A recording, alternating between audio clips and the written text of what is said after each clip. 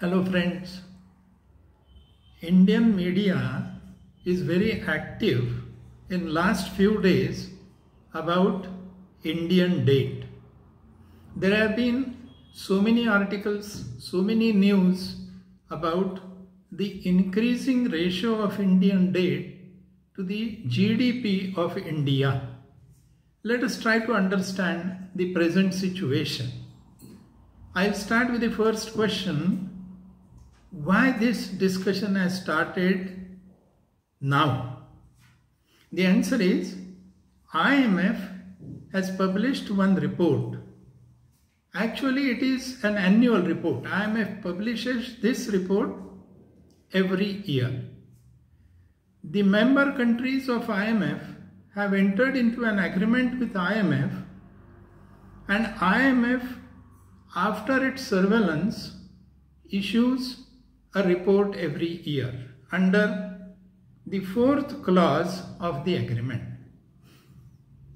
And that is the report which has come out for the year 23, in which a reference has been made of the Indian date. The report says that the ratio of Indian debt to GDP of India is 81.9%, and IMF has mentioned a concern about this. Further, this report says that in mid-term, this ratio may exceed 100% of GDP.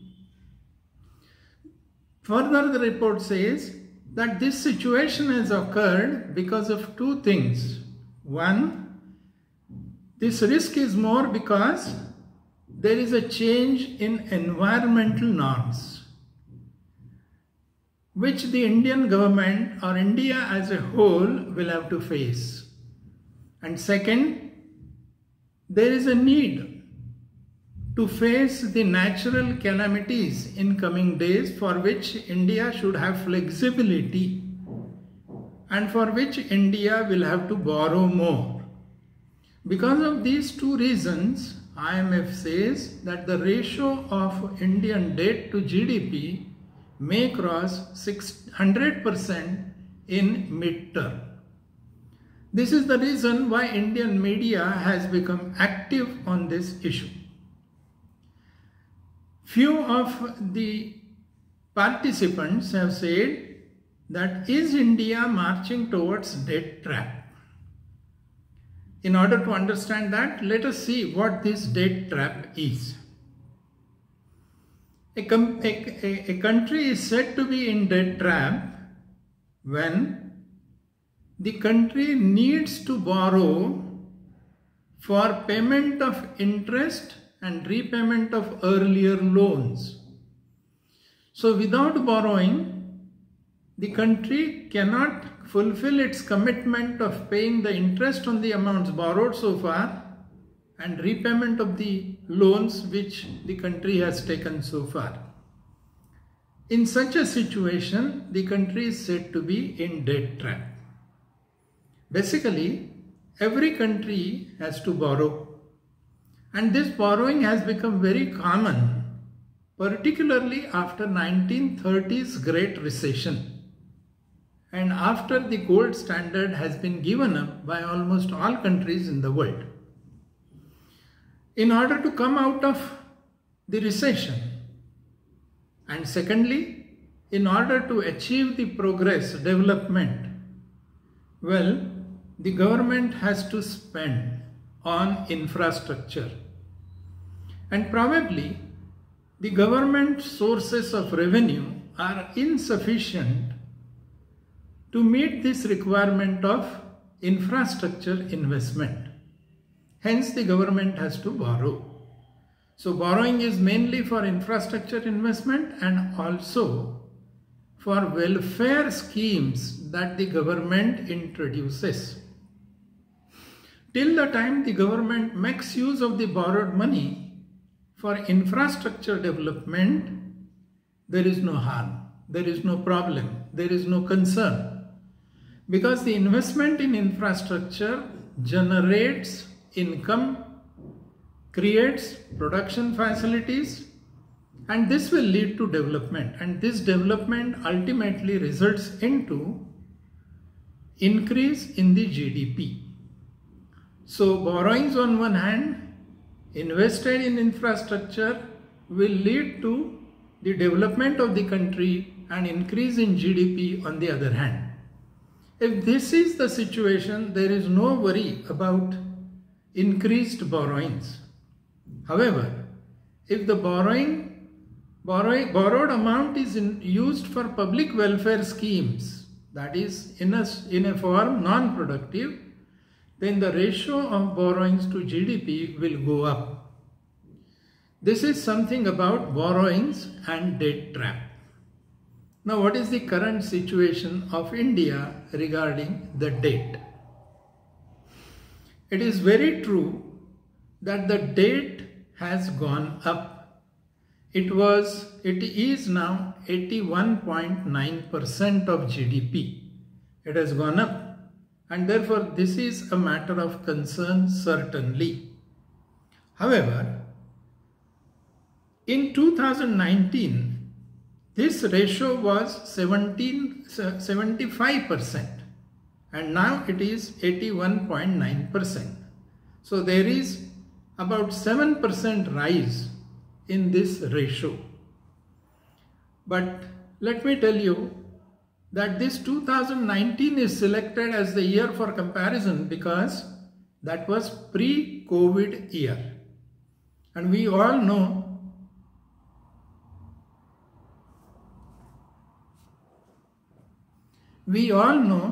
that 2 years of COVID have created lots of problems, not only to Indian economy, but the world over. So from 2019 to 2023, in 4 years time, the debt has gone up from 75% to 81.9%. This is one reason why the debt has gone up. The second reason is that government is making investment in infrastructure on a very large scale. That is another reason. On this background, let me add one thing, and that is this total debt comprises of mainly 3 elements. First element is central government's borrowing. Second element is state government's borrowing. And third is corporate bonds. If we look to the current debt situation of India, we find that the total borrowings, out of which central government has the borrowing of 46%, state government's borrowing consists of 24%, and corporate bonds are 21.5%. So it is not only that the central government's borrowings are increasing. The second thing which we have to take into consideration is what is the debt ratio of developed countries in the world, so that we can make a comparison with Indian debt. Let me quote few countries and their ratio of debt to GDP. Japan is having highest this debt GDP ratio, that is 255%. Greece and Singapore are having 168%. Italy 144%. USA 124%. France 110%. Canada 106%. UK 104%. All these countries, so-called developed countries, have this ratio of debt to GDP more than 100%. If we take the average of G7 countries, the ratio comes out to 128%.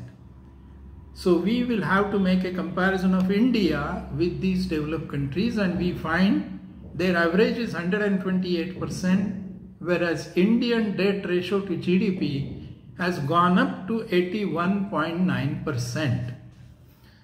Another thing that we have to understand regarding this debt ratio, and that is to what extent we carry the risk of increased debt. There are 3 reasons why the risk is not very high. Reason number 1, these debts, majority of them are long maturity dates. So the repayment period for these dates is not a very short period. And as the date period is long, repayment period is long, well, we don't have the problem of liquidity or default. Second, large portion of this debt is raised domestically and is held in terms of rupees. This is one advantage, because if the debt is local, it is to be repaid in local currency. If the major portion of the debt is foreign debt, then it is to be repaid in foreign currency. And then we carry the risk of exchange rate fluctuations. That risk is minimum in this case. And the third thing, where this borrowed money has gone, we find that this amount which we have borrowed in the form of debt is largely invested in creating infrastructure. As infrastructure is created, this helps in creating additional facilities. With these additional facilities, production and other business activities grow. With that growth, well, the economy can be producing more goods and more commerce. With that, the GDP of the country will go. And we know this ratio is debt to GDP. Debt is to the numerator and GDP is to the denominator. So if debt has gone up, that is numerator has gone up and denominator is constant, the ratio will go up. But if denominator goes up more than the numerator, then the ratio will come down. So with these borrowed funds, as we have been investing in infrastructure, there are chances of increasing GDP, and we have experienced this increase in GDP in last 2-3 years, particularly because now we are 5th as per GDP in the world ranking. So our GDP is growing up. It is nearly 3.75 trillion by this time. Hence, the risk of increased ratio or increased borrowing is minimum. One more thing which I would like to stress here, and that is the report of IMF, on the basis of which all this discussion has started, itself includes one sentence, and that sentence is India has moderate risk of debt. So we don't have excessive risk, as IMF has said, and this risk is moderate. There is a risk, but the risk is moderate. So we are not having a big risk. Forget about debt trap. As I said in the beginning, debt trap is borrowing for payment of interest and repayment of loan. That is borrowing for debt servicing. That is not the situation in India. Our debt servicing ratio is about 30 to 32% of our GDP. I think this is not a situation of debt trap at all. Though the debt amount has gone up, the ratio has gone up, still, as we know, we have to be precautious, no doubt. But if we want to be a developed country, investment is required. And if our saving rate is not sufficient, saving amount is not sufficient, if capital formation ratio is not sufficient, then government has an alternative of taking the loans domestically as well as outside. My friends, don't be much worried about increased debt GDP ratio. That's all today. Thank you very much.